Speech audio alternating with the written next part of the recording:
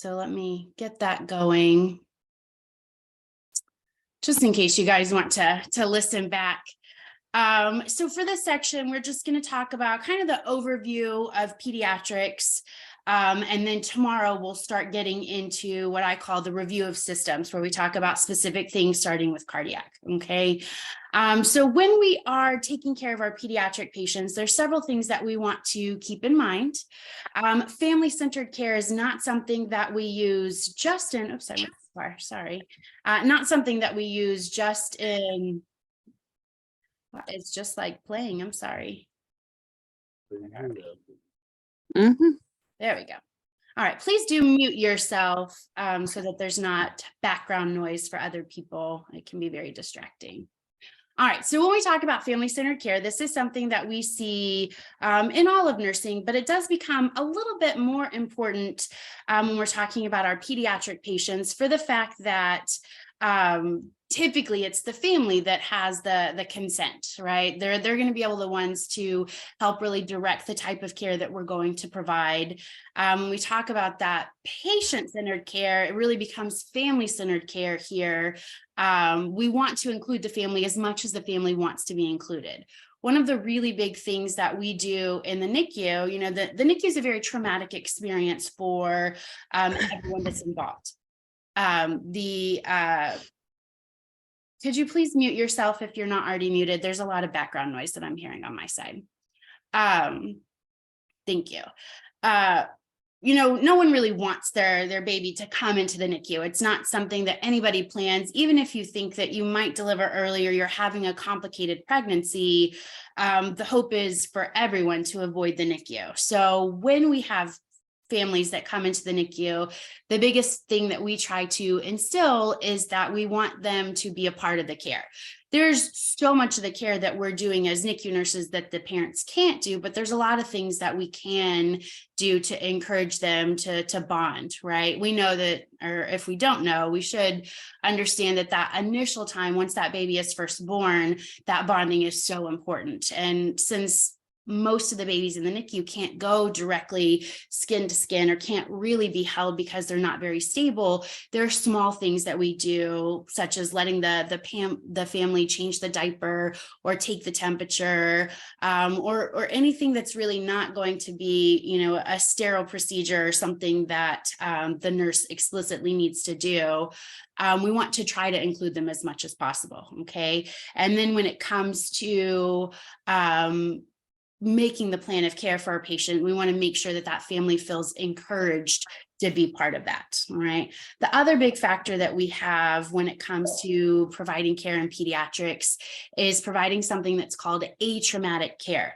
Those of you that have small kids may remember or may have seen them when they go into the doctor's office. There's a certain point in early childhood where the child starts to recognize where he's going or what's going to happen there. I have a 15-month-old, and when we went last week for our 15-month appointment, it was the first time that he really recognized where we are and what was about to happen to him, meaning his vaccinations. So it wasn't the most pleasant experience for him or for everyone else that was involved, because he's starting to make that connections. I come here and I get pain. So the big thing that we want to push when we have patients that are inpatient in the hospital is really separating where the pain happens. And one of the big factors or big things that we do is we use something called a treatment room anytime we're going to do something that would cause that child pain. So if we're doing a blood draw, we're doing an LP, we're going to start an IV, we don't do it in that patient's room. We take them to a different room, to the treatment room, so the patient has that understanding that as long as I'm in my room, this is where I'm safe, right? The other big factor, and we're going to get much deeper into this in a little bit, is looking at developmentally sensitive care, okay?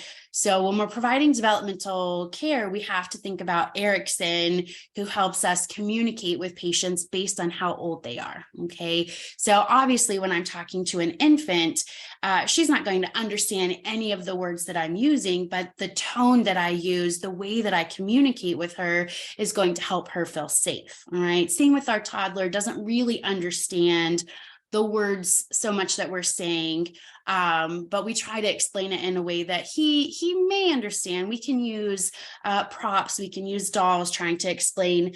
As the child gets into that preschool age and older, they start to understand more.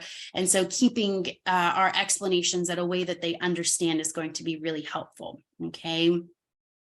When we look at the role of the pediatric nurse, most of these are things that we see across the board.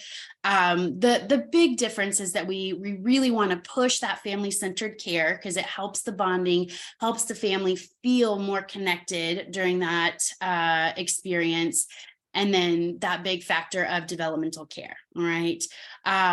We do have to think about, we don't just have our one patient, the one pediatric patient that we're taking care of. We're essentially taking care of that entire family, okay? So making sure that the resources are being met, that the family is able to talk through their concerns. The last aspect, when we look at the role that may differ, is we have that bigger push towards injury prevention.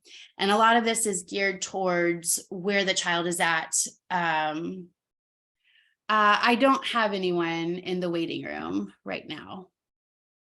So if he's in a different room, Taylor, I'm responding to your message. I don't have anybody in the waiting room, so he may be in the wrong room.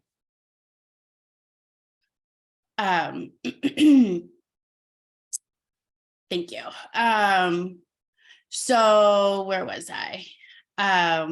So with injury prevention, it's going to be based on how old that child is. All right. So when we have that infant, big things are not walking away unattended. If the child is being positioned in a bed, that we make sure that those side rails are up as that baby could roll. And then same principles that we have as that child gets older, gets into an actual bed, then we want to make sure that that bed is being kept at the lowest position, and those same kind of safety things. Okay. All right. When we look at some of our influences, there he is. When we look at some of the influences on child health, a big factor we see is the social roles, right? Most of this is going to be modeled from the parents or the caregivers that we have, okay? When we talk about our primary social roles, these are people that we have intimate relationships with that typically last a long time. So parents or caregivers are a great example here. When we look at secondary influences, we're looking at less personal, temporary, and often goal-oriented. So if we have a child that is hospitalized, trying to keep that consistency in care is going to help him. Even though that relationship is temporary, it's less change for him, and that's going to help him feel more safe and secure, okay? Those of you who still have small children that are frequently taking them to the doctor's office may note that most pediatricians have specific nurses that work with them. And it's that same kind of principle. Even though the child is not there every day, hopefully having that consistent caregiver and that nurse helps promote that safety and security there, okay? When we're talking about self-esteem, it's not something that we typically deal with in our infant and toddlers or preschool age, but once that child gets more developmentally aware of himself, we really want to look at his self-esteem, all right? So this can be a factor from our parental relationships or our caregiver relationships, looking at that bonding and attachment between those two often can really help depict how this is going to go. As a child gets older, now we're at like pre-adolescent, adolescent phase, we start to see that self-esteem kind of have a bigger impact, right? Acceptance from our peers is a big factor when it comes to how we feel about ourselves in those age range, okay? Culture can be another big factor when it comes to self-esteem. Some cultures push independence more than other cultures. And it's not to say that one is right or wrong, but a big factor in nursing is looking at that cultural sensitivity as far as the care that we're providing. So it is something that you would want to take note of, okay? When we're talking about how our communities can affect the child health, we want to think about big things, right? So overall safety in the community, access to quality healthcare and education, access to healthy food options, all of those really go into big picture of health for that child, okay?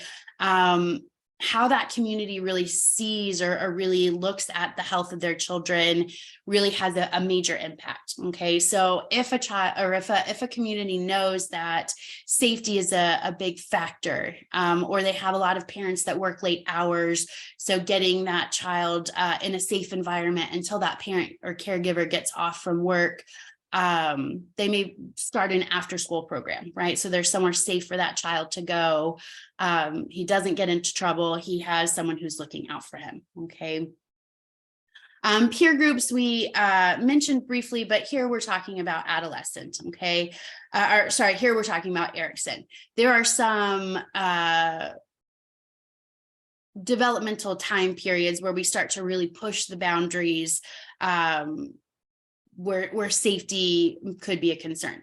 Toddlerhood is a big factor here. Really, the focus is on that toddler trying to figure out how much he's capable of, okay? So we want to watch the safety there. But when we're talking about peer groups, we're typically talking about our pre-adolescents and adolescents. I already mentioned that in this group, they really need to be accepted by the peers. Sometimes they may be pushed or may feel inclined to do things that aren't exactly safe for that acceptance. All right, so providing education both to the parent as far as things to look out for, and to that child how to keep them safe would be big health promotion and preventative aspects here, okay? As far as providing that culturally sensitive care, sometimes it can be difficult in the hospital if, there's certain things that we cannot do. Light candles is a big one that I always think of, because, there's oxygen connections. That's obviously a big fire risk. But there are other ways that we can allow that family to have their cultural components incorporated into that healthcare, okay? Prayers, visits from religious individuals. Typically, these are things that are for the parents, but if it makes the parent or caregiver more comfortable and less stressed, that's ultimately going to help the baby or the child as well, okay? All right, so now we're going to move on to our growth and development. When we're looking at the ways that our children grow, there's a couple different ways that we can think about it, okay? They grow, obviously they grow taller, but there is a growth internally as well that we want to think about, okay? So overall, what affects our ability to grow? We're always going to focus on nutrition. All right. So in that first year, the child or the baby goes to the pediatrician so often, and a big thing that they are looking at is to follow that growth. All right. I know in one of your labs, you talk about the growth curve. I saw them in the lab room a couple weeks ago, but what we're looking for on that growth is it's not so much that we have to hit a certain percentage. What we're looking at as a nice steady increase in both our length, our weight, and depending on how old the child is, our head circumference as well. Okay. All of that goes to show how well that child is growing and can indicate that there may be problems. Sometimes the problems are related to poor education. The parent or caregiver doesn't know how often or how much to feed the child. Sometimes it can indicate a more pathologic or physiologic issue that says that baby's not tolerating that feed. Okay, could be a reflex issue. The baby, is able to ingest the milk, but by the time it gets to the stomach, it gets pushed back out. We can talk more about that disorder next week. There may be other factors as well. All right, if we have certain congenital anomalies or things that child is born with, there may be pathologic reasons that child is not growing well. Tomorrow, we're going to talk about cardiac defects, and that's a big reason that we see undiagnosed cardiac defects, especially, is a big reason that we see poor growth in our children, right? Most cardiac disorders carry some type of decreased oxygen carrying factor, and from that decreased oxygen carrying capacity, the child does not grow as effectively. All right, so we'll talk more about that tomorrow. Other issues could be related to chromosomes, certain Trisomies, for example, affect the way that the child is able to process the nutrients. Even if he's able to take them in, his body may not be able to process them. So we'll talk more about that as we get deeper into this part of the course. Okay. So with development, we're looking at that Erickson. We'll talk more about him in a little bit, but really looking at those different stages. Typically, they follow chronologic stages, but a big thing that we want to remember when it comes to development is it doesn't always work out that way. Okay, sometimes children may be a little bit delayed, whether there's something, pathologic going on, or they're just not quite meeting that milestone yet. So we do want to understand that they may not be chronologically where they are developmentally. All right, so it can be different. The other thing that we think about when it comes to our sequential trends, we'll talk more about on the next slide. But when it comes to our pediatric patient, typically they hit certain milestones in a predictable manner. Okay, we'll talk more about milestones at the end of this lecture. But when we're talking about milestones, for those of you that don't know, a milestone is a big movement or communication thing that child is supposed to accomplish by a certain amount of time. Right? There's been a lot of research that really addresses the time frame. A lot of parents get really can get really bogged down by these dates. If the child's not doing a certain thing by 4 months when they're supposed to, they can get really bothered by it and think, oh, there's something wrong with my child. But it's really not until they've missed several milestones or they're greatly delayed on milestones that we really start to become aware, because every child is going to do things a little bit on their own, right? So we have children who may walk by 9 or 10 months, but we also have children who don't walk until 12 to 18 months. Both are acceptable. 9 to 10 months is on the early side. But we want to help parents understand that every child is going to meet his milestones in their own time frame, and it's better to not compare your child to other children, because that can lead to that increased anxiety. Does gestational age that they were born affect how they hit those milestones? Absolutely. That's a great thing to bring up, Amber. The earlier the child was born, so the lower that gestation at birth, the greater impact is going to be on those milestones. We give that premature baby, we give him something called an adjusted age. So he's got his gestational age, right? And then that keeps counting. Once he's been born, we start adding days to that until he gets to term.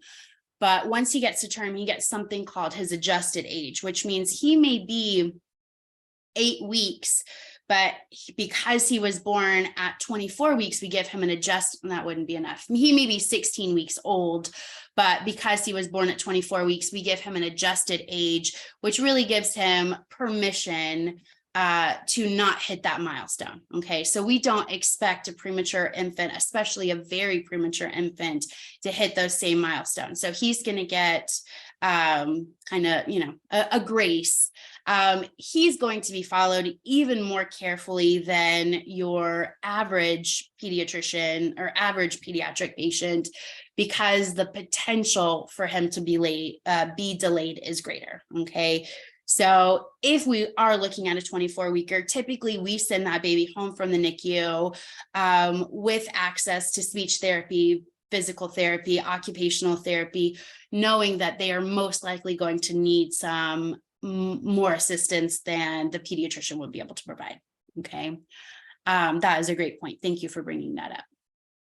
All right. When we look at our physical growth, there's two main ways that our pediatric patient is going to grow. So first we have cephalocaudal. That's just a fancy way to say head to toe. This is most apparent in our fetal development, as you guys probably covered, knowing that we start from just a few cells and then eventually we look like a baby.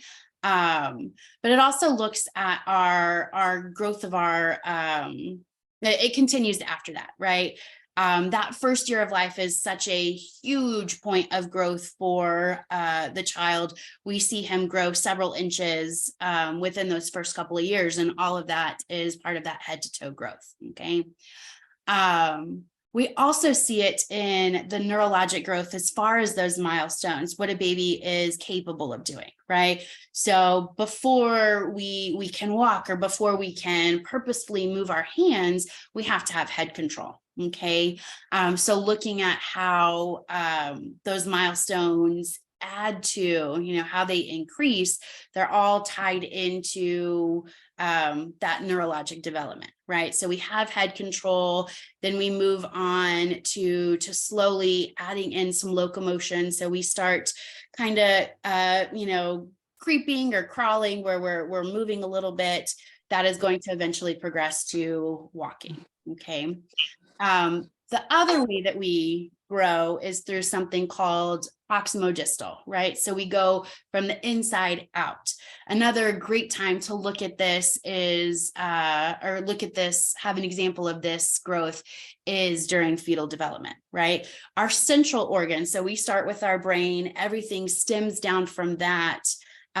We have our overall body feature well before we have our fingers and toes. Okay. Your body looks at, even from this fetal development, looks at trying to develop the most essential body parts, those central organs, before really looking at anything beyond that. Okay. All right. When we're looking at our other markers for our growth. So we grow both internally and externally, right? We see that dramatic growth in those first couple of years. And then again, when that child hits puberty, we start to see another dramatic growth, right? So we have a big increase for those first 4 years or so, then kind of tapers off, and most children grow through kind of a stair step. So it's not as smooth, it's not as linear as we see in those first couple of years. And then when we hit puberty, we start to see that steadily increase again. All right. When we're looking at growth from a neurologic maturation, that in utero, the 15 to 29 weeks is the most essential growth, the most, I guess, the greatest growth when it comes to neurologic function. If you think about how much the placenta does in those first 15 weeks, that fetus isn't really expected to do much, right? He starts as those cells and he keeps dividing, starts to develop some of those central organs. And if we look at the dates here, age of viability is defined as different things, but if we look at how early we're able to save babies these days, it's 21 weeks. So if we have a baby that's born at 21 weeks, I mean, that's just halfway through this rapid period of neurologic function. These babies come out not really ready to do anything, and it's not their fault. They weren't mature enough when they were born. This is why the healthcare team has to intervene so much, okay? By the time we get to this 29, 30 weeks, these babies are still going to need some help, but they're able to do a lot more on their own. Not as much has to be done by the provider, okay? And then once that baby is born, that first year is a rapid period of growth. Your little one goes from not really being able to communicate other than through his different cries to, by the end of the year, by the end of that first year, he's probably making some recognizable sounds, saying mama, dada, or whatever you and your caregivers may be calling yourselves. That continues on through early childhood. With my 15-month-old, I find it fascinating. I feel like he learns something new every single day. He learns something that he's capable of. He says a new word. This time period of him being a toddler is such a huge period of exploration and learning, so this is included in that. And then it becomes more gradual. There's not as many first or not as many new things that he's learning how to do. We kind of start to taper off. His capabilities become greater, but it's not necessarily that he's learning something new. All right. As we already covered, severe illness or malnutrition will affect both the rate of bone growth and development.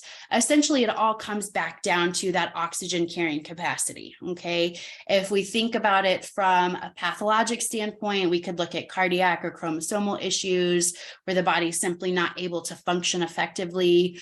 from malnutrition, the baby is simply not getting enough nutrients. Glucose turns into energy. If the baby's not getting enough glucose to his brain, he's not going to be able to neurologically grow as well. Does that make sense to everyone? Yeah, okay. All right, so now let's dig into Erickson. I will tell you, this is information that you must know. Both of your exams are going to go hot and heavy on Erickson. So these are things that you just need to memorize and get into your head, because you'll see it on both exams for me, and then there's a huge potential that you'll see it on NCLEX as well. All right, and you'll need it in your clinical setting as well, as you have an opportunity to deal with children of different ages. Okay, so the first stage that we have in our pediatric population is that trust versus mistrust. This is birth to 1 year. So big factors here is that child learning that he can rely on his parents or caregivers. So we talked about family-centered care. The best way to keep this development in line when we have children who are hospitalized is to include that caregiver as much as possible. We don't want to separate that child, because, you know, as we get closer to that 1 year and into that toddler period and the next one, child's going to go through something called separation anxiety.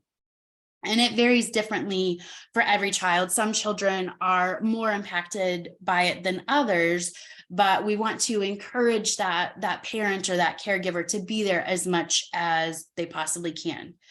In the non-hospitalized child, the biggest factor of developing or checking off this level of development is really providing that child with what they need, right? So love and attention, meeting their basic level of Maslow, food, water, etc., is how we're going to provide here. Okay. Then we move on to autonomy versus shame and doubt. This is 1 to 3.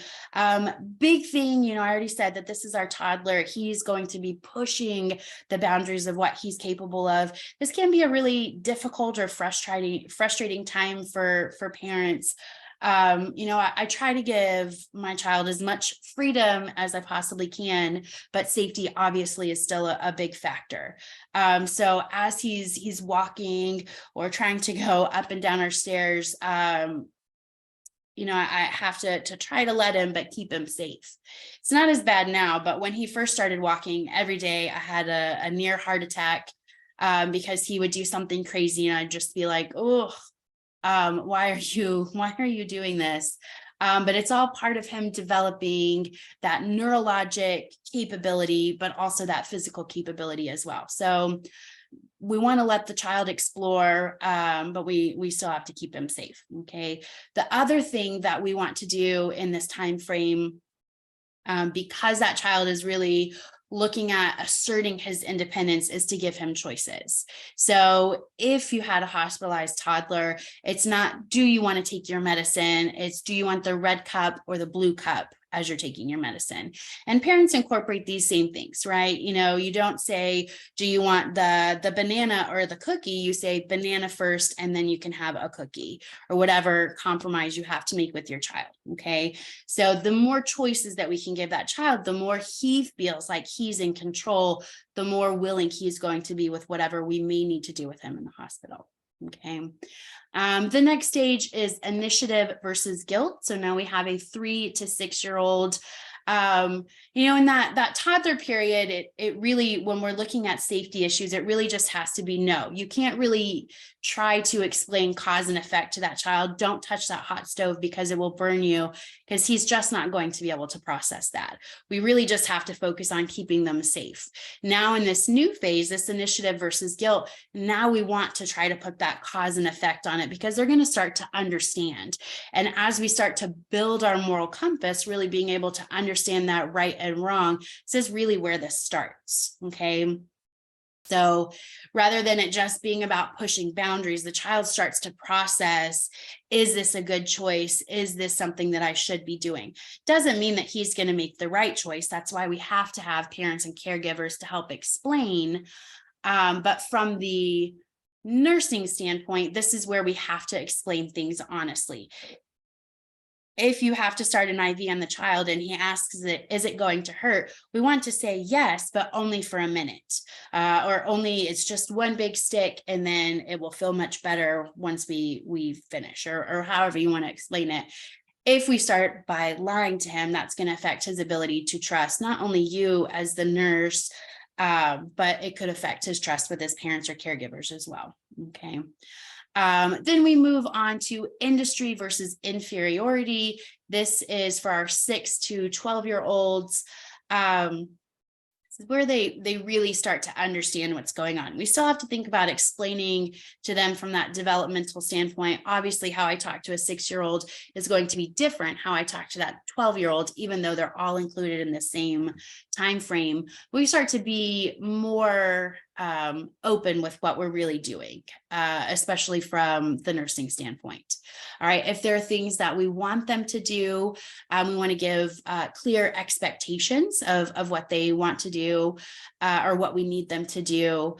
Another big thing that we want to help them understand, or what we need to understand before we deal with children in this developmental period, is that they want to please the people that they are around. So if you are the nurse working with them, you want to explain things in a way that's going to help them feel like they're accomplishing something. It's going to make them want to participate more if they understand that there's a way to please the people involved, or if there's a way to win. Okay, then we move on to the last stage for our pediatric patient, the identity versus role confusion. So this is 12 to 18. This is our adolescent. This can be another really difficult time to be a parent or to take care of these children in the hospital setting, because they want to be independent. And when we have a patient that's hospitalized, they're typically not very independent. They have a lot of their needs met by others, and that can be really frustrating for a child in this developmental group. The other big thing is that the need to be accepted by peers is paramount. So we may see depression in this age group, or isolation, withdrawal, etc., because they're not able to be around their peers. They don't have that ability to be accepted. So one thing that we can do in this age group, if we have a child that's going to be hospitalized for a while, 4 or 5 days, maybe longer, we want to include that peer group if possible. All right. If the isolation's not a factor, safety's not a thing, then we want to encourage that family to get some of his good friends, or whatever the situation may be up there. Other big factor here is about privacy. All right. Especially in that early phase, we're hitting puberty, our body is doing different and possibly crazy things that we may not really understand. So giving that child privacy at this point, allowing them to do as much of their own self-care, is going to really help foster that good relationship with the nurse. Okay. So this is just information that you got to know. So whether you do flashcards or whatever helps you, this is going to be memorization. All right. You just have to know it. All right. We do have other ways to look at our development. Piaget really helps us with our cognitive development. You can see that first phase is sensory motor. This is birth to 2 years. This is really where that child goes from reflexes, things that the body just does, because maybe I stroke his face and he turns to it as the rooting reflex, to more purposeful movements. And we see a big factor, a big growth in this in the first year. And then as that child moves into early toddlerhood, he starts to really expand on what he's capable of. Okay. Then we go into our pre-operational period. This is ages 2 to 7. Egocentric means that this child thinks that everything is about him. Those of you that have been around toddlers really understand this principle. This is a big factor on why they throw tantrums. They don't, at 2, they're really too young to understand why they can't do something, or why you're saying it's unsafe. And then as they get older, they simply don't care. And it's not because they're, little jerk children. It's because of that's where they're out developmentally. They have to understand really where things affect them before they can get to a point where they can really care about how things affect others. And that happens in our concrete operations, our 7 to 11. Thoughts become less self-centered because children start to understand the importance of relationships. All right. So from the beginning, that child understands that his parent or his caregiver is a very essential part of his well-being, but he may not really understand how to care about the well-being of that parent or caregiver or sibling until he gets to this phase. Okay. Also starts to really push the bounds of problem solving, really start to understand or want to understand how things work and why things work. And then we get to our formal operations. This is 11 to 15. So we're starting with that pre-adolescent into adolescent. And they start to be able to think more abstractly. So it's not concrete things that they have to see. It's not black and white. They start to see the gray or understand the gray. Okay. All right. The next, Miss Bennett, I'm Yeah. sorry. yeah. I know you said Erickson is something that we just have to know. We have to know those different those different things. Do we need to know that as like patient? I would definitely be familiar with Piaget, but I will tell you that your exams do not go as hard on Piaget. Okay. I would focus in depthly on Erickson, but you need to know Piaget as well. Okay. Okay. All right, so now we're going to look at, and I should have said this when we first started, I love questions, and I don't mind you interrupting me. I know this is not a great place where we can really raise hands. So if you don't understand something that I say or you have a question, please interrupt me. It's the best way for you and for everyone else to really understand the content. I don't mind that at all. All right, the next thing we'll talk about is the role of play in development. So we talked about how it's essential as the pediatric nurse to really know where that child is at developmentally and be able to reach him. A big way that we can really push this and really get that child to connect with us is by using play, especially when we're looking at that younger patient. All right. When we talk about sensory motor development, this is what we're going to see in that first year. All right. This is essential for muscle development. Here we're talking about anything that's tactile, auditory, visual, and kinetic. So something that child is physically doing. Those of you that have provided care or have young children or have had a child know that so many of the toys that are available for that first year are about that child expanding kinesthetic. So we have things like touch and feel books, that child gets to feel those different surfaces. We have things like taggy toys where the edges of the toys have these little tags on them that may feel they're different materials. Bright colored objects. Would that be therapeutic value? What's that? Feeling things. I'm sorry, I didn't hear you. Toys that make them feel good, like sensory stuff. Yeah, it does make them feel good. It does bring that joy, but it's really about what it's doing neurologically. Those flashing lights and those noises, while they may be a little annoying to parents, it really is helping that child. With flashing lights, we're looking at that child being able to focus on something.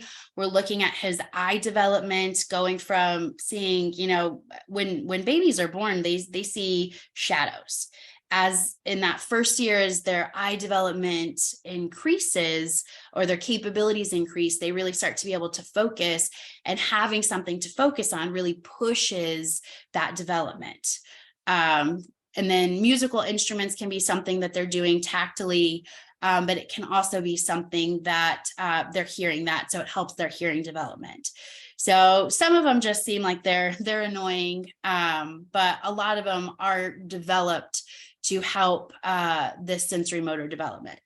And when we're looking at children being able to purposefully use their hands or really understand how things work, being able to push buttons and, I push this button and this happens, all of that is part of that neurologic development.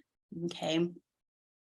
Then we move into our next phase and we look at our intellectual development. So the child is able to grip something, then he becomes able to transfer it from one hand to another. That eventually comes to him being able to throw that object. Hopefully it's something that you're okay with him throwing and he doesn't hurt anybody.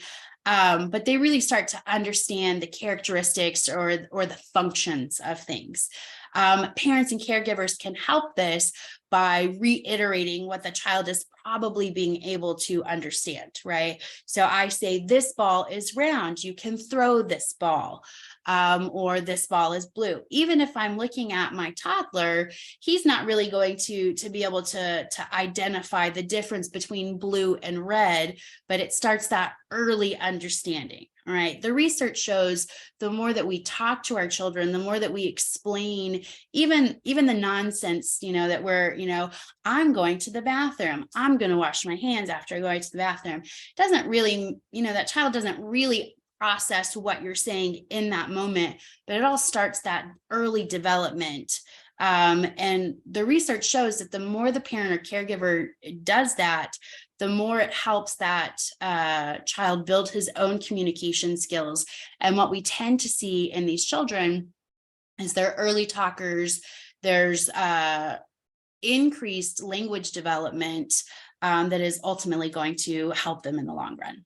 Okay, then we move on to creativity. With creativity, we're looking at the different ways that we can use things. All right, so continuing, our child is getting older here.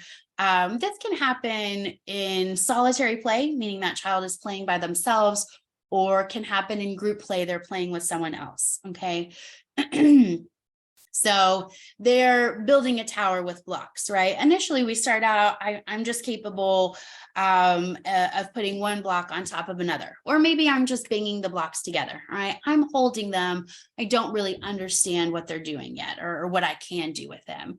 When we get to this stage, or when we're looking at using creativity, this is where I start to really explore what I can do with different things, okay? I look at, I can build a 3-block tower. I can build a whole castle as I get older and more capable, more steady with my movements, right? When we look at self-awareness, we're really looking at that child understanding what they are capable of, okay? So initially, it just becomes, I have the ability to grab this. Maybe I shake this rattle. I don't really understand that my shaking it is really making that noise. I just hear a noise. I like it, so I keep doing what I'm doing, okay? As I get older or more capable, I understand that I am the one making that noise. And if I shake it really hard, it makes a louder noise, and I like that, okay? So I start with just being able to, some of you may have seen your children, even when they were early, like 2-3 months, they become really obsessed with their hands, and they focus, they look at their hands, they turn them over, they squinch their fingers, don't really know all the things that their hands are capable of, but they're really, just trying to figure it out. That is going to eventually get to where that child can purposely pick up something, where he can shake that rattle and move on to things like clapping his hands, okay? It's all about that early development, really looking at, this is a body part that I am fascinated by. Eventually, I will learn what it's all capable of, okay? When we look at the therapeutic value of play, and this is really where we would use play in the healthcare setting, can help children communicate essential fears. Here we're looking at that older toddler and up. There's a position that we use in pediatric nursing called a child life specialist. Okay, the child life specialist is basically your developmental guru. They help the child, and they can help the nursing staff as well, really understand how to connect from a developmental standpoint with this child. One of the things that they can do, when I've seen them at the different children's hospitals I've been to, they typically have a cart that's built on, this is for my toddler, this is for my preschool age child. They have different toys. And as that child gets older and starts to maybe understand their feelings, but not necessarily be able to verbalize their feelings, they may be able to show that through the play. All right. So if that child is having or experiencing anxiety, they may do certain things with their toys, right? If they're being exposed to violence in the home, you may see that the way that they play with their dolls, or their stuffed animals, whatever they've been given, may expand or may highlight some of that. Not necessarily something that we see in healthcare, but should this child, be seeking a counselor or something like that, it may be something that comes up. Okay. The great thing that the great way we can use play from a nursing standpoint is, let's say I have a 6-year-old who's really scared of me starting that IV. The last thing, if we're thinking about that atraumatic care, the last thing I want to do is hold that child down and just put that IV in. That is going to terrify him. It's going to make him not trust nurses or other healthcare workers. And that's something that can affect him as he goes into his adult life, where he fails to seek necessary care because he still has that fear. At that point, he's probably forgotten when he was held down to put that IV in. But for whatever reason in his head, he has this big, I'm not gonna go see the doctor because, I just don't want to, right? He may not really process that that's what happened, but it absolutely can be a big factor. All right. So we don't want to force children to do things. We want to explain them in a way, and basically we want them to agree to it. It's different than consent. It's a principle called assent. Parents and caregivers give consent for us to do procedures. The child gives assent, saying that he's willing to do this. Okay. Parents may try to push that, even if the child says no. Parents may try to push that, but then we're looking at the same thing. Not only have we made this experience unfavorable, but now he may have trust issues with his parents. So even when it's things that we need to do, we have to understand, and your pediatricians or your doctors that you're working with are going to understand this.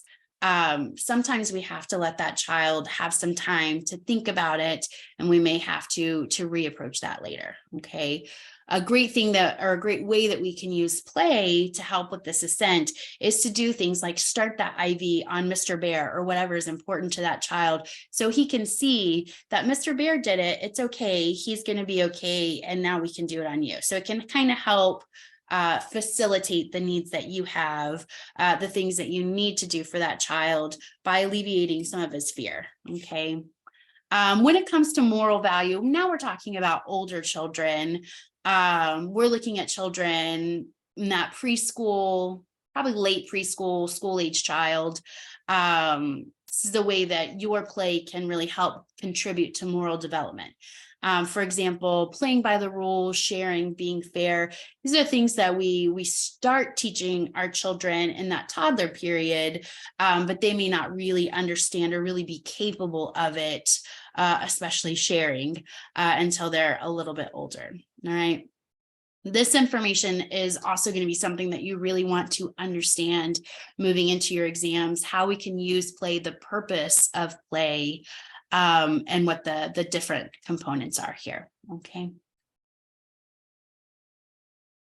All right, let's cover one more thing and then we'll take a break. All right, when we look at the types of play, first we start with our unoccupied play. This is the infant, right? He's not really mobile. He plays with whatever the parent or caregiver has put right in front of him.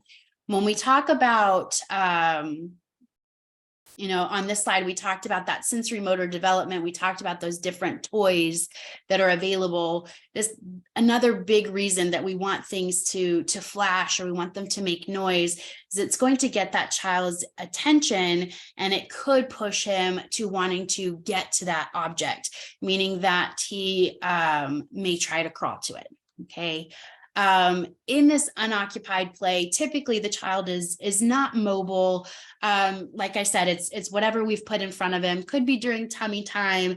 He could be laying on his back, looking at a play mat that has things hanging over him. But it's really just going to be whatever's in his reach. And it's really just about him trying to get those objects, to look at them. It's not really any purpose that comes with this type of play other than that neurologic development. Okay. With solitary play, this is the infant or toddler. They're interested in their own activity, and they may switch from one toy to the next pretty quickly. But here they're really starting to explore. It's not really a purpose of this play. They're not really trying to accomplish a goal other than just have enjoyment from whatever they're doing. Okay. With onlooker play, this is our infant and toddler as well. This is where they watch other children. Typically, they're going to be older children that may be doing more than what they are capable of. They don't really engage with this other child. They're really just observing. This can be a really great way for younger children, especially those early toddlers, to really understand other things that they could be capable of if they tried. One thing that we see in like the daycare or multiple sibling setting is that when that younger child has older examples to look at, so maybe we're dealing with let's say a 15-month-old like my son, he goes to a home daycare and there's an 18-month-old and a 2-year-old. And so he has those older children that he can look at. They're just a little bit older than him, but they have greater capabilities. And my son has hit some of his milestone, or quite a few of his milestones early. And I feel that a lot of that is because he has those examples of things that he could try to do if he wanted to. All right. Doesn't mean if you just have one child, they don't have that opportunity, that they're not going to hit those milestones. But sometimes we see children hitting those milestones earlier if they have those opportunities to see. Okay. With parallel play, this is our toddler. He is sitting next to another child. They're in the same little play area. They're still not playing together. They may have, let's say we've got some blocks out in front of them. They may be both playing with those blocks, but they're not playing together. All right. Our preschooler is where we really start that associative play, or where they really start to play together. There's no real goal of what they're doing. They're just, they're maybe building together, or they're playing with dolls, but there's no purpose in what they're doing. All right. They're just having fun. The cooperative play. So this is the school age child. This is where we start to see some point of what those children are trying to do. Dress up or pretend is really big here. So they may start to play games. There's the parent or the caregiver may not understand the purpose, but there's a purpose of what these children are doing together. Okay. Any questions about the functions of play or the types of play before we take a break? Should we know, well, obviously know the definitions of these, but should we know examples of what these would look like? Yeah, examples would help. But I mean, just kind of think about what I said. So with the unoccupied play, it's just whatever that child has right at his reach. Solitary play, the child has, he probably has a locomotion. He'd be able to crawl or walk to objects, but he's just playing by himself. The onlooker play, the child himself is not doing anything. He's observing other children play, and they could be doing anything. Could be that 18-month or 2-year-old where it's close to things that he could be doing. Or it could be 4 and 5-year-olds who are running around that child doesn't have that capability of yet, but he's not engaged in them. He's just watching whatever they're doing. All right. Parallel play, again, can be playing with anything, but here we have 2 children who are sitting next to each other, not playing with each other, playing near each other, but not together. Associative play, they are playing together. Could be any toys, but there's not really anything that they're trying to accomplish here other than having fun. And then cooperative play, think games, think purpose. They're playing dress up, they're pretending, but there is some type of goal. Does that help? I give you some examples there. Yeah. Yeah, I was trying to figure out how to learn these so that I will Yeah. recognize the question on the exam, you know? Okay, sounds great. All right, so let's take a 10-minute break. We'll come back at 8:37 and we'll keep going with our communication.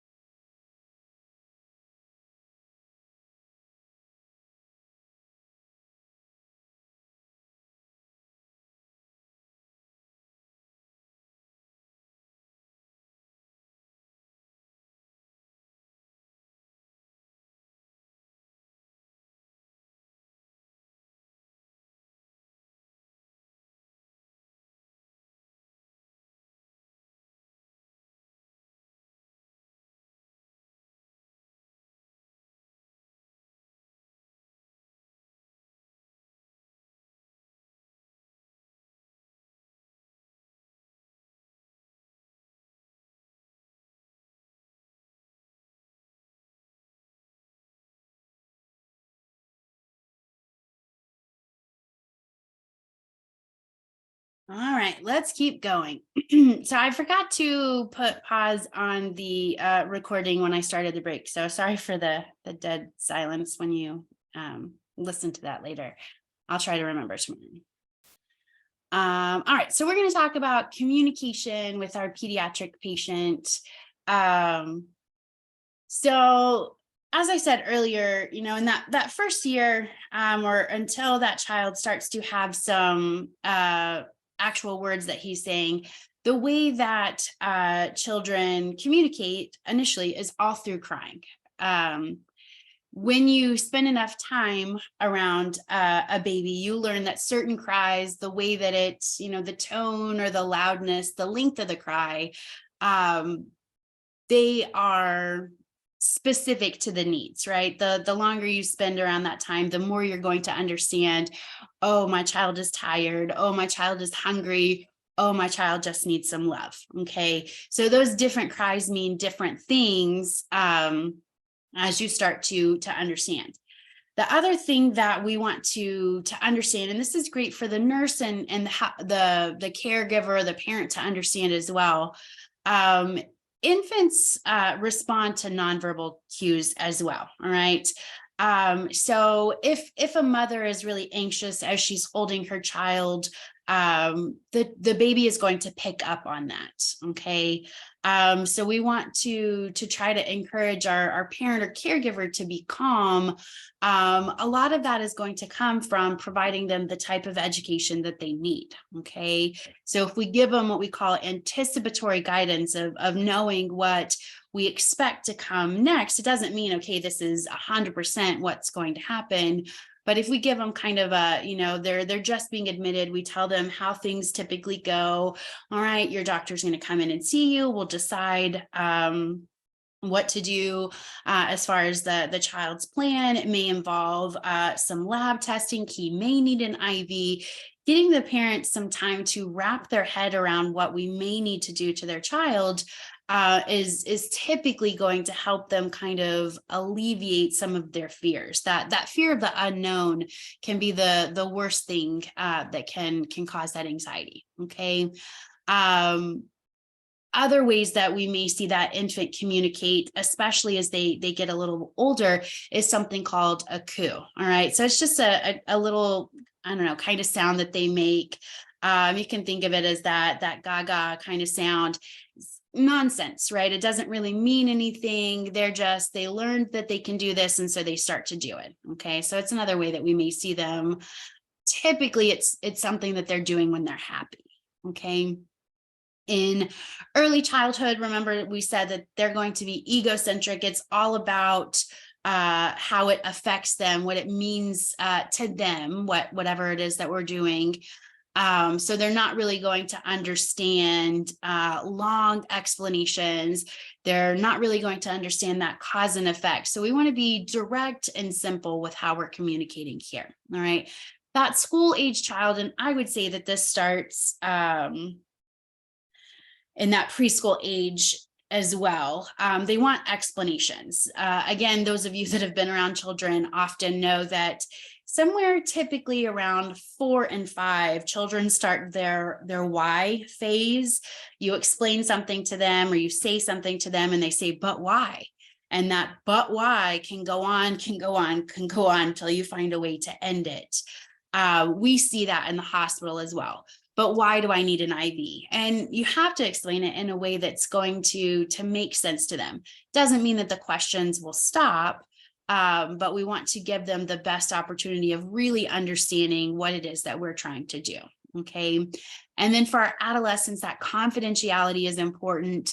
In Texas, there are a few things that, you know, I said earlier that the child gets, or the consent is going to come from the parent or caregiver, but we get assent, that verbal agreement saying that I'm willing to do this from that child. When we get to the adolescent period, and in Texas, the age seems to be 16 in most cases, but can vary depending on what we're talking about. Anytime we're talking about sexual health, So STIs, pregnancy, etc., that is confidential information just for that adolescent patient. So there can be some sticky points that we get into in pediatric nursing where the parent or the caregiver wants information, but if it's related to some part of that sexual information, unless the child gives us permission, we cannot share that with the parent. And that parent is likely to get very upset about that. And I mean, that becomes a whole thing. We can help try to diffuse the situation, but it's probably going to come with some aggression from the parent side.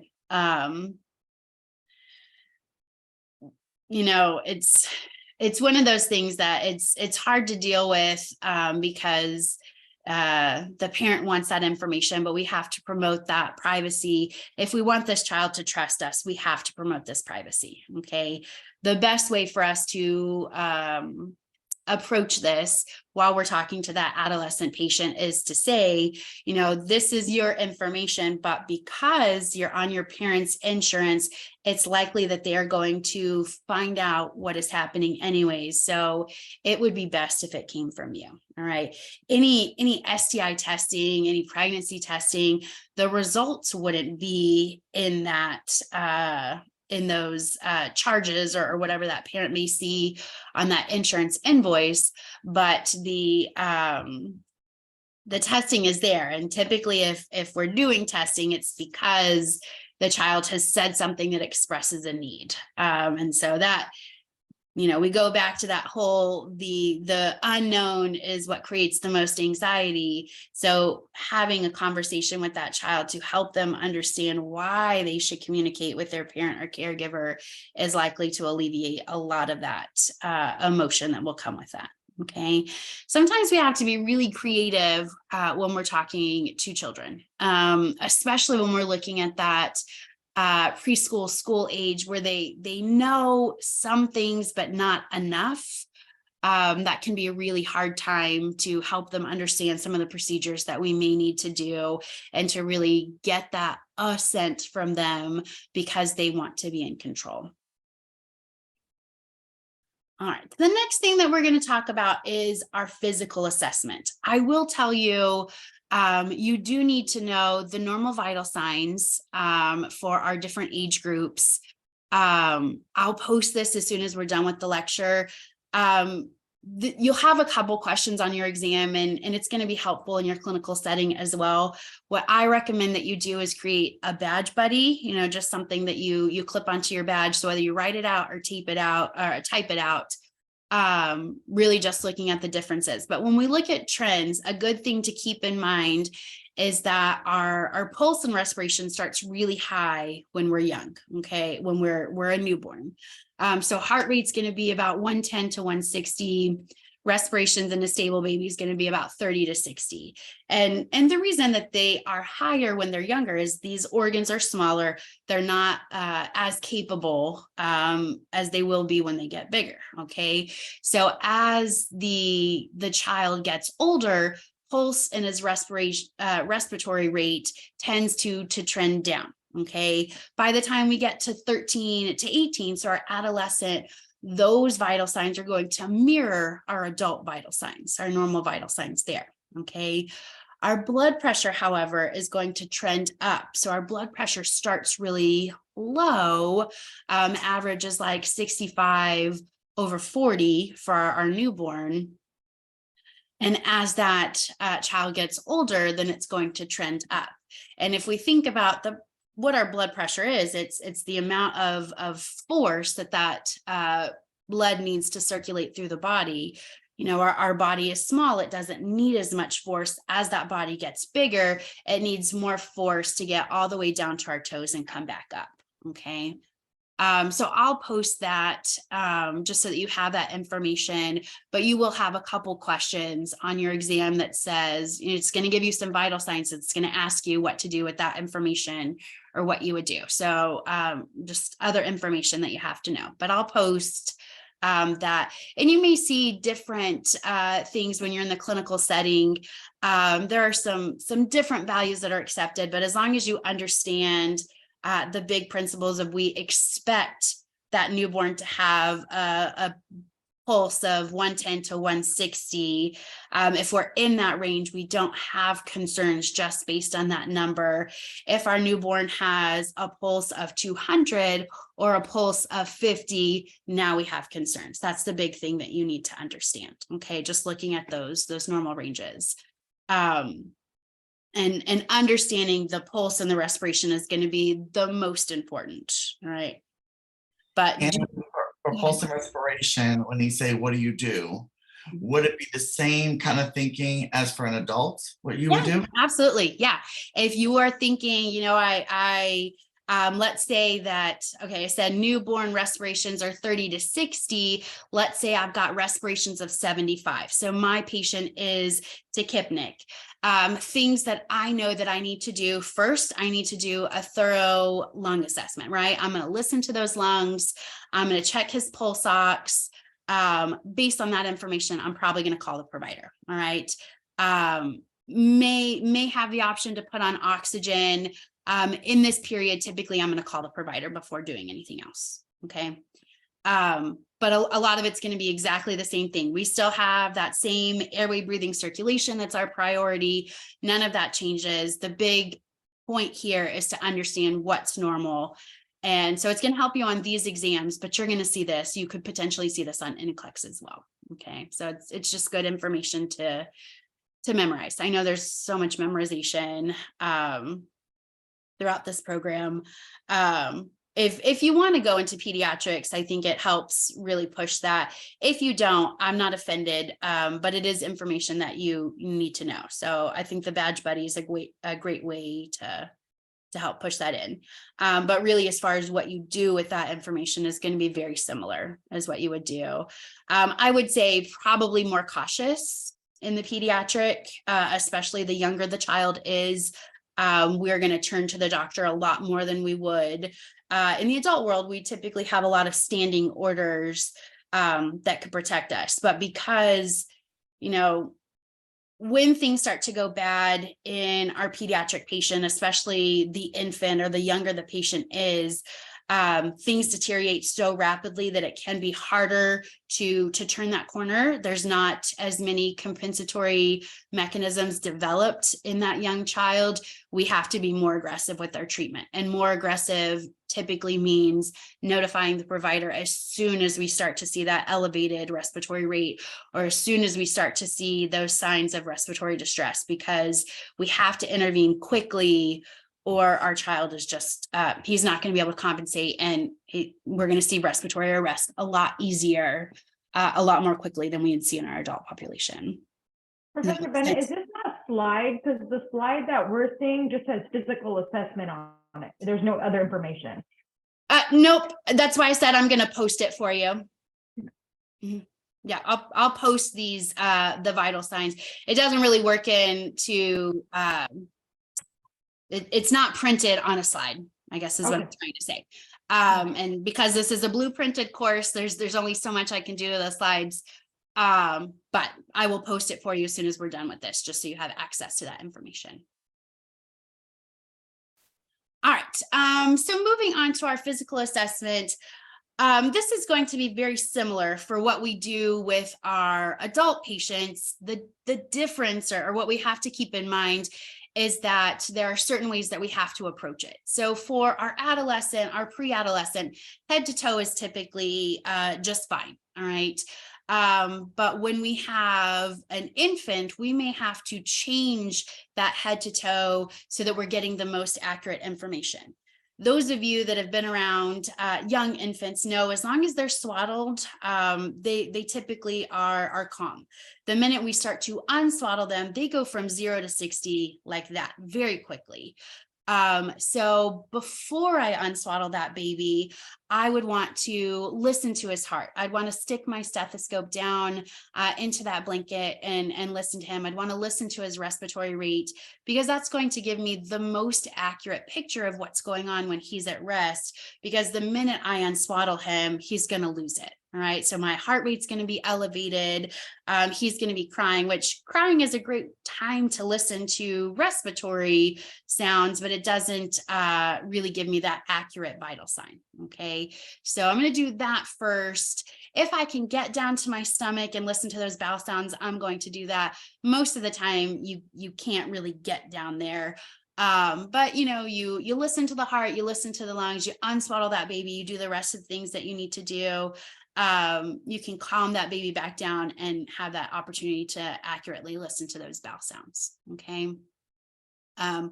So if you look at page 757, this is table 29.2 in your textbook, it gives you some age specific approaches, things that you may want to change based on development. The example I just gave you is probably the biggest one.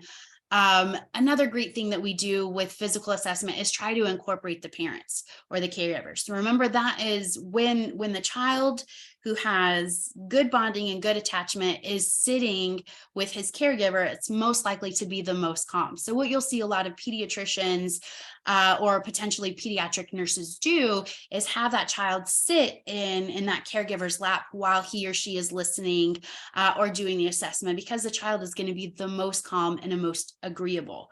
The minute that we, lay that child out on the exam table, he's going to start to fight, and it's a lot harder to do that assessment. So we want to use those parents or caregivers as much as possible. All right. Ms. Bennett, I'm sorry, what was that page number and table number again? It's table 29.2, page 757. All right, so growth charts we talked about, this really helps us look at that growth over time.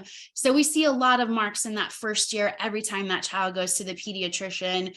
Remember, the big thing that we're looking at is that steady linear weight, all right? Other things that we get from that information is we get to see the child's percentile, which really just says where he is compared to the rest of the children, okay, in his age group. It's 100%, right? It's a percentile. So as long as we're somewhere between that middle age or middle range rather, and we're seeing that linear growth, we're not going to be too bogged down that, my child's only at 40th percent of height, because we all grow in our own way. And, some parents, if that's from our genetics, some parents are going to be shorter than other parents. And so they may not be in that average height as well. All right. What we do want to be concerned for is that less than 10 or greater than 90th percentile. Doesn't automatically mean that there's a problem when we are in those ranges, but it's something that the healthcare team would want to look out for. Okay. If we have a child who is born premature, who starts out really low on that growth curve, we expect them to be in those lower ranges. Again, what we would be focused on is watching that steady growth, okay? So even if we start in the 10th percentile on our weight, we just want to see that continue to increase. I'm not going to be concerned that at 6 months, I'm only in the 15th percentile because I know that child was born early. I'm seeing improvements. It doesn't have to be all of a sudden I'm at 50th percentile, okay? The same thing is true when we have children who are over that 90th percentile, if we're looking at weight or height. Again, height's not really a big concern. We can't really do anything if that child is just growing taller. He may have started out over the average length of a child, and we're just seeing that continue. Again, that can come from our genetics as well. With weight, if he started out as a heavy child, maybe he was born at 10 pounds, most likely that's going to put him in that 90th percentile. And we may see him stick up there for a while as well. Again, linear growth is what we're looking for. Okay. So anytime we had a child, let's say at 6 months, our child was in the 50th percentile, and then we come back at the next appointment, at the 8-month appointment, and he's suddenly in 95th percentile, or he's suddenly in the 15th percentile. Those big changes are concerning, and that's something that I would look into. But just because he's in 90th or less than 10th percentile, if that's been his pattern and we're still seeing that steady increase, it's not going to be as alarming. Does that make sense? All right, so the growth charts, we look at length, weight, and FOC. Once the child can stand, we stop referring to it as length and start calling it height. Typically, this is somewhere around 2 to 3. Even if the child is walking, if it's before that time frame, it's still better to do length because you're going to get the most accurate. You're gonna be able to stretch that child out to his longest potential, rather than him just kind of, not exactly standing up straight. Okay. Why do you think we have to monitor his head circumference? Why do we look at that? I keep saying FOC, that's the head circumference. Why do we look at that? What does that tell us about our child? Is it brain growth? Absolutely. So as our baby continues to grow, we want his brain to grow with him, right? So I can see both sides of this. I can see FOCs or head circumferences that are not growing. That would tell me that my brain development is likely not on par. That's something that I would want to investigate, do some scans and see what's going on. Or I can see the other side where I'm seeing massive growth. Okay. Again, some kids just have big heads. When my son was born, he was at 80th percentile for head. For his FOC. He continues to be on the higher range. He's down to like 65%, but boy just has a big head. Okay. Again, linear growth, we're not concerned. It was big when he was born. It stays bigger it stays on the bigger side as he continues to grow. Okay. And now is getting more appropriate or more in line with the rest of his growth.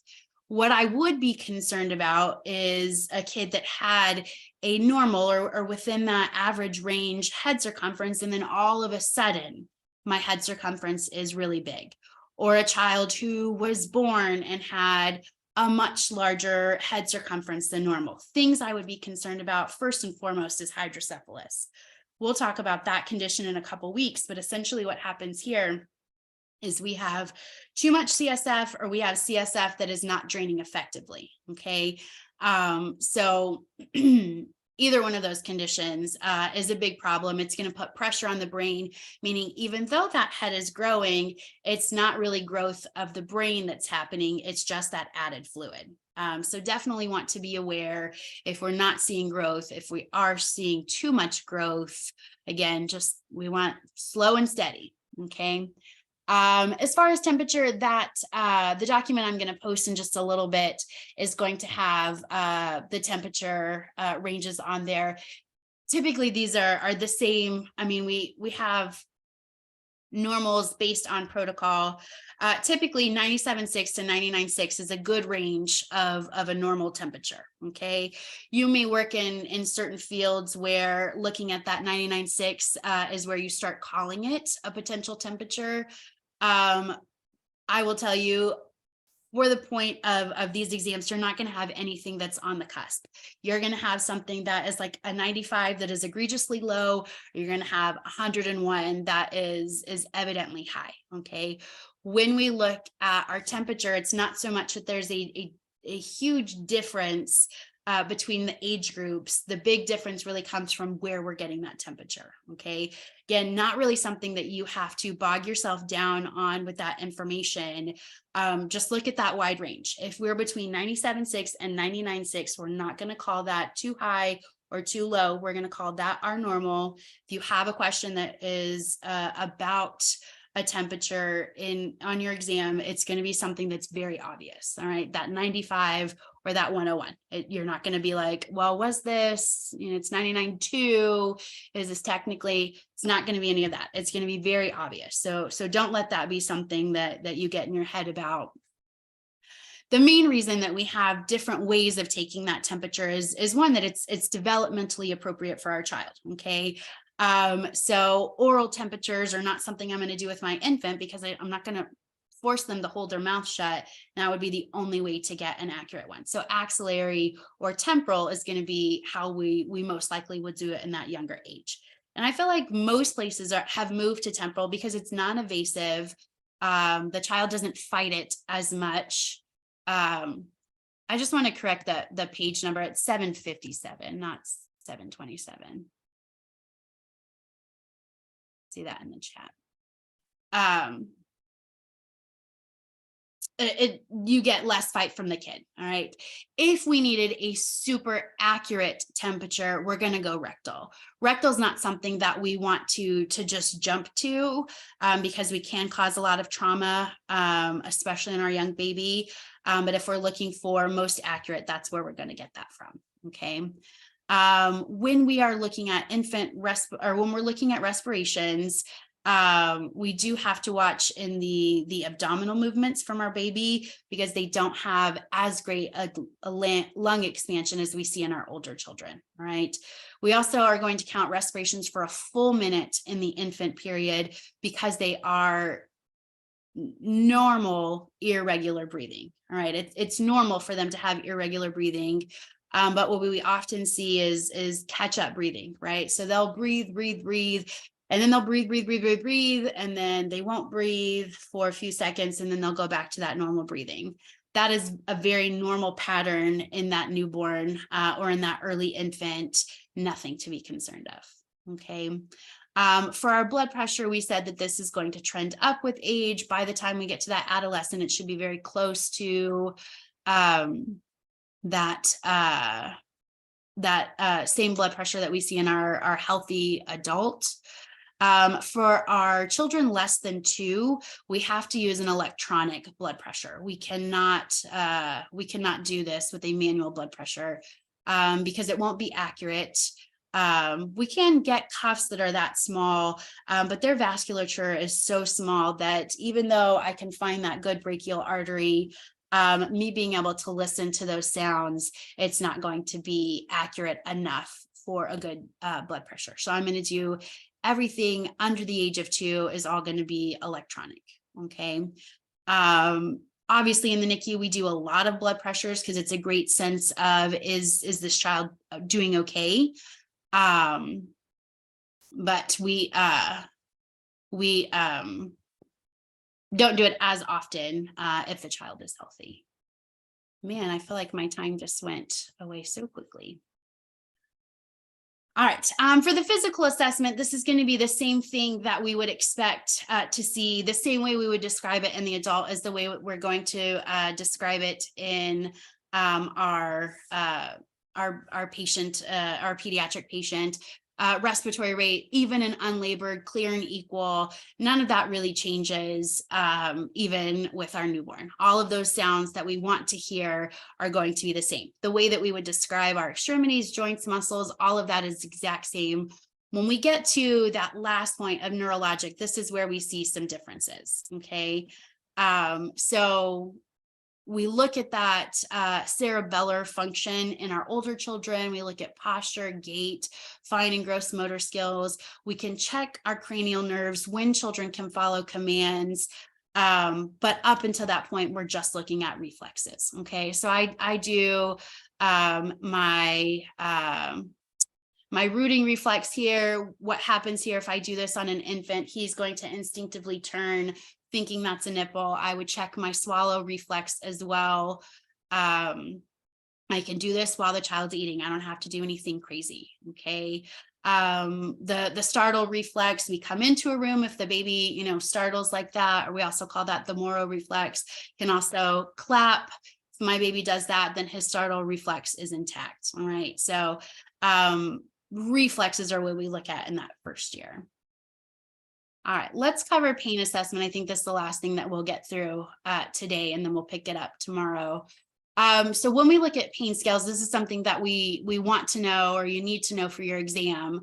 The NIPS stands for neonatal or infant pain scale.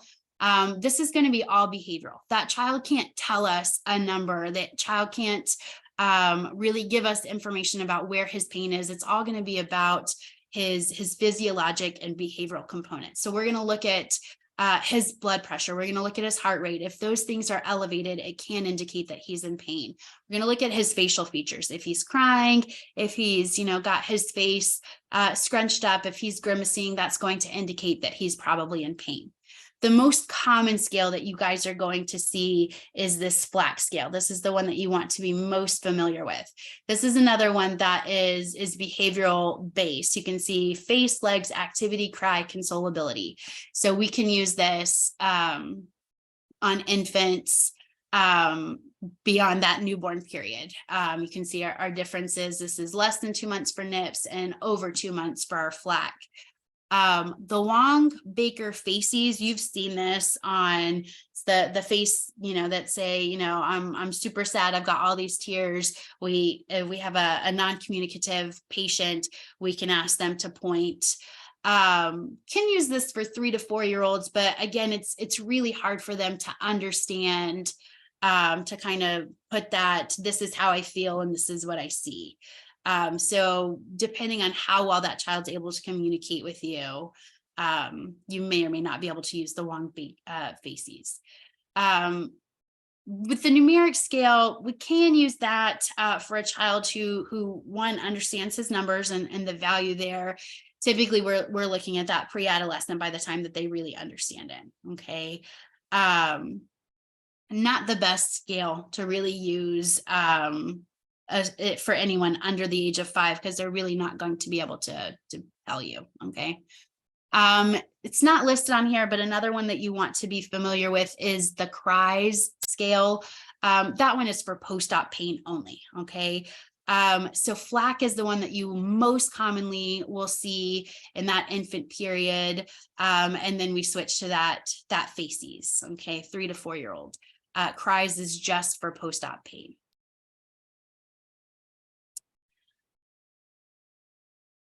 Okay. All right, let's go through this real quick. When it comes to non-pharmacological pain management, we're looking at ways that we can promote safety or comfort for our children. In the infant, we do something that's called containment. So we just put them in a comfortable position, something that's going to emulate that womb as much as possible. That's what that nest is. All right. We may also position them in a comfortable position. We swaddle them. Sucking can be really calming for them, that non-nutritive sucking. So pacifiers are usually encouraged. Kangaroo care is that skin to skin contact with parents is very calming for the baby and for the parent or caregiver as well. All right. As the child gets older, we can start to use some of these other ones: distraction, relaxation, music, pet, art therapy. These are all going to be things that mirror in our older population as well. All right. For pharmacological management, for mild to moderate, we're going to stick with Tylenol, ibuprofen for our older children. If we are doing an LP or a circumcision, we can use some local anesthetic like lidocaine. If we're starting an IV, we can do something that's called IMLA cream. So we would just put this on the site where we think we're going to start our IV about an hour before, because it takes 60 minutes to give that full effect there. All right. If we're going for bigger, moderate to severe opioids, if you had a question about this, it's not going to be, what are the side effects of opioids? We don't have any of those on this exam. Just think about what's going on with your patient. All right. Think about the pain level that would be associated with that procedure. If we're doing a scoliosis repair, that is something that's very painful. Child is likely to get, the older child is likely to get a PCA pump. Okay, something that he can control his pain if he's developmentally and cognitively capable. No neuro issues, no concussion, nothing like that. Okay, just if you see a question like this on your exam, just make it make sense for what's going on. Okay. The last thing that we have is developmental milestones. We'll pick that up tomorrow. I'm not going to go too deep in this because it's a lot of reading, but what you want to, you can start looking through these developmental milestones right now. I'll tell you, I'll just be very honest. There is not a big push on your exam about milestones. There is I think just one question. And really, if you understand just basic physical capabilities, it's not when does the child have the ability to hold his head up? It's not that specific. But we can talk more about that tomorrow because I know I've gone a little bit over time. Before we end for today, does anybody have any questions? Anything you guys want to cover? So Ms. Bennett, I guess back to the table 49.1, it's the nutrition focused clinical findings. Is that the table we're looking at? I think it was 29, sorry, 29.2. Point two, so part two. It's the age-specific approaches to physical examination. Yeah, that's what I was So telling you. the book that I have, I don't know what edition it is, but it's on page 727 in my book, not 757. Okay, we did switch to a new edition, so that So- could be the issue. We're in the 8th edition, I believe now. We did switch to a new edition this quarter. When did we switch? Because I have that, we bought the 7th edition right before the classes started in January. It switched this quarter. So it's still in there. We're like, it's a chapter different. So you can go to your index and say, you can say that you're looking at age specific. You'll just have to find it. I changed everything to the new edition because I was told we were switching. Okay, But it's still in there. You just may have to look for it a little bit. Okay. thank you. Any other questions? So really know Erickson, know the vitals, know what is normal, not normal, know the pain scale. And then know types of play. Those are the primary big ones. Big things from today. Yes. That's Okay, right. gotcha. Okay. Thank you. All right. You're awesome. welcome. Thank you. I'll see you guys tomorrow. Have a great day. Thank you.